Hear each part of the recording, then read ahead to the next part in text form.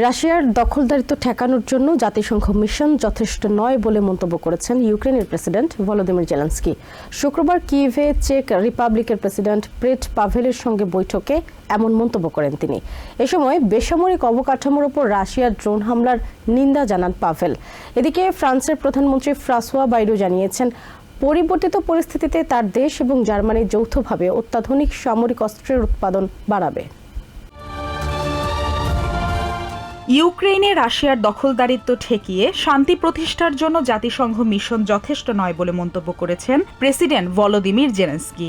ভবিষ্যতে ইউক্রেন ও রাশিয়ার মধ্যে শান্তি চুক্তি রক্ষার জন্য জাতিসংঘের অধীনে একটি মিশন গঠনের বিষয়ে ফ্রান্সের প্রেসিডেন্ট ইমানুয়েল ম্যাক্রোর প্রস্তাব সম্পর্কে এভাবেই প্রতিক্রিয়া জানিয়েছেন তিনি। শুক্রবার কিয়েভে চেক রিপাবলিকের প্রেসিডেন্ট পেট্রো পাভেল ও প্রেসিডেন্ট ভলোদিমির জেলেনস্কির যৌথ সংবাদ সম্মেলনে এই মন্তব্য করেন ভলোদিমির জেলেনস্কি। আমরা জাতিসংঘকে সামরিক বাহিনী বা নিরাপত্তা গ্যারান্টির বিকল্প হিসেবে দেখি না। জেলেনস্কি বলেন, ইউক্রেনে রাশিয়ার হামলা আর পুতিনের দখল জাতিসংঘ কোনোভাবেই ঠেকাতে পারবে না। পূর্ণ সম্মান জানিয়েই বলছি, জাতিসংঘ আমাদের দখলদারিত্ব থেকে রক্ষা করতে পারবে না বা পুতিনের ফিরে আসার আকাঙ্ক্ষাকে ঠেকাতে পারবে না। পুতিন যুদ্ধবিরতি চায় না বলেই সম্পূর্ণ যুদ্ধবিরতির চুক্তির খসড়াটি এক সপ্তাহ ধরে টেবিলে পড়ে আছে বলে দাবি করেন ভলোদিমির জেলেনস্কি। যুদ্ধবিরতি হচ্ছে না শুধুমাত্র পুতিন এই প্রস্তাবটি গ্রহণ করেননি বলে, সুতরাং আমাদের রাশিয়ার ওপর চাপ তৈরি করতে হবে।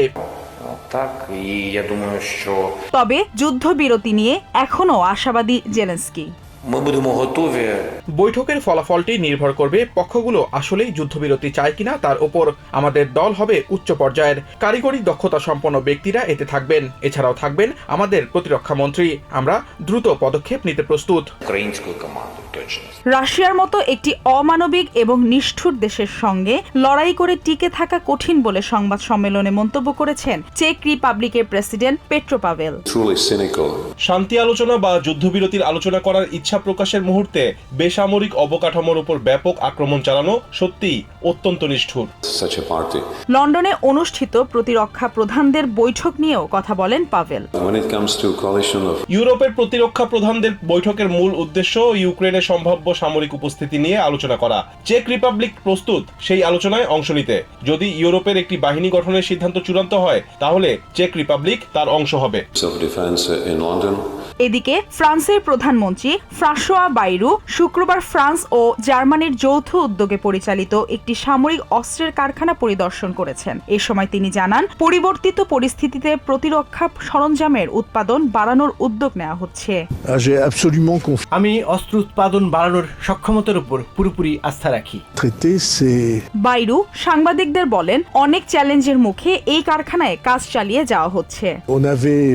এখানে আমরা উৎপাদন প্রযুক্তি নিয়ে গবেষণা করেছি এবং এখন আমাদের সামনে একটি চ্যালেঞ্জ এসেছে, যেখানে আমাদের একই গুণমান এবং নির্ভুলভাবে অস্ত্র উৎপাদন করতে হবে। তবে এমনভাবে করতে হবে যাতে আমরা যথেষ্ট অস্ত্র সরবরাহ করতে পারি।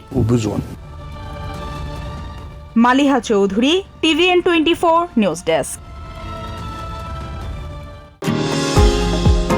নিউ ইয়র্ক থেকে সম্প্রচারিত TVN24 টেলিভিশন বিশ্বজুড়ে বাঙালির কণ্ঠস্বর।